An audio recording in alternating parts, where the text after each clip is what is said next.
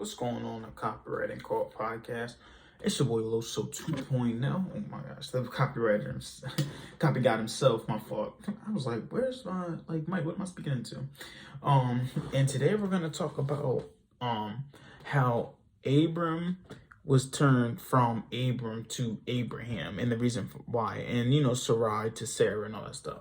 So there's a point in but if this doesn't really get you to question what the deeper meaning is of everything, and for you to actually go back and look at the words, I don't know what would. Because it's like, why would you think in the Bible God just randomly decided to start changing people's names? Like, you really think that was just a coincidence? Now, if you do, okay, that's just, what your thought process is.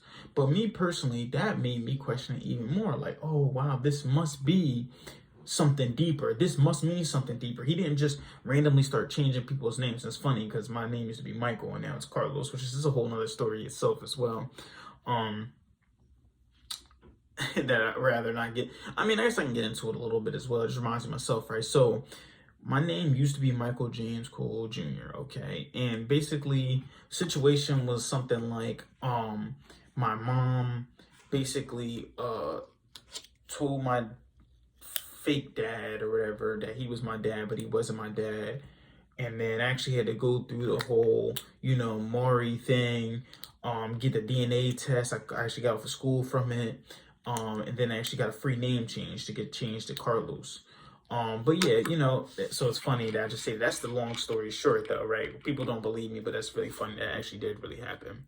But anyway, so the reason for them changing the names is because it went from one idea to another idea, right? So for example, remember we talked about Abram just means to have faith in the invisible, right? To believe in things that you can't even see. So God expects you to believe in stuff that you can't even see, right? So then what's the reason, or what's the meaning of Abraham now? The meaning of Abraham is the power of the mind to reproduce unlimited expression. So what he's saying is when he's changing his names, right? When Abram is becoming Abraham, he's saying the faith in the invisible will allow you to reproduce, allow you to be fruitful, which is, productive, reproduce these, these great ideas, this truth.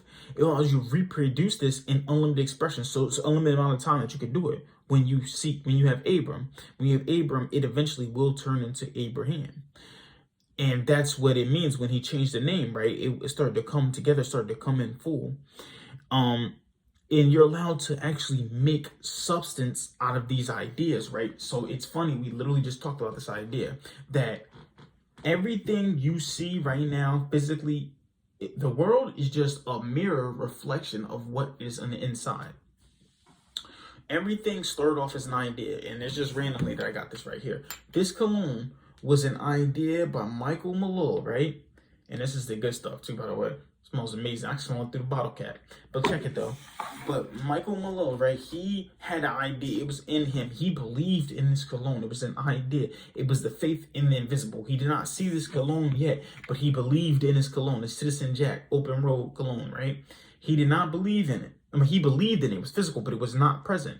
He continued to have faith in the invisible, and upon him having faith in the invisible, it opened up its expression, unlimited expression. It allowed him to be fruitful, productive, and reproduce these ideas to create a physical object now. He actually was able to make substance out of the idea. So that's why I said everything is an outward thing. Even as something as simple as the doorknob back there, was once an idea that was inside someone's mind, and they made it be able to come to fruition, right? So that's what it is when it means to go from Abram to Abraham. And why Abraham is first, because Abram is the first step is to believe. You have to believe that you literally can achieve anything, right? It starts with an idea. We talked about this before, when I had Kyrie on to my podcast. It's simply about the idea of, you almost have to the average person, you have to seem delusional. You have to literally be delusional to the average person in order to be successful, because it was an idea. You look crazy. You are weird, because weird means not to be like the mass, right? And if you want to be a millionaire, you have to be weird, because only 1% of the world is. So you have to be that 1%. You can't be like the other 99%, right? It all comes together. You have to believe first. So let's do a little recap, right? The reason why God started changing names in the Bible, so he changed Abram to Abraham, is because now these words, these names, were coming from one meaning to another meaning. Abram, which we talked about before, was the belief in things that are invisible, the faith in the invisible, is now turning to Abraham, which is the power of the mind to reproduce, be productive, and by being productive or fruitful, that's what it means, be productive, and produce unlimited expression, and make these ideas into substance. Just like I said, the outside world is literally just a reflection of what happened inside, all the way down to this cologne right here. This cologne was an idea from Michael Malone. It was in his mind. He believed, first it was a belief. After he believed himself, he was able to reproduce and actually create, get a productive state where he could create and make his idea physical. You can make your substance physical. That's what Abraham is. Abraham is you making your faith in invisible physical. And at first, like I said, at first, your faith isn't going to be deep rooted, right? When you're first started to do, when you first see it, you kind of work, we work like God, right? Because we are gods. We work backwards. He knows what happens at the end, but then you start at the beginning. So at first, it isn't that deep rooted because you don't have enough references. You start to build these references when you continuously do actions over and over again. You start to build references, and these references will turn you into, not falsely. These references will actually start to become like little pillars or little legs to the table to hold it up, to hold up your belief after you believe. Remember, we told you this. Life is built off of references. Your identity is built off of references, or based off of your beliefs, which your beliefs come from references, which your references come from actions taken. All right?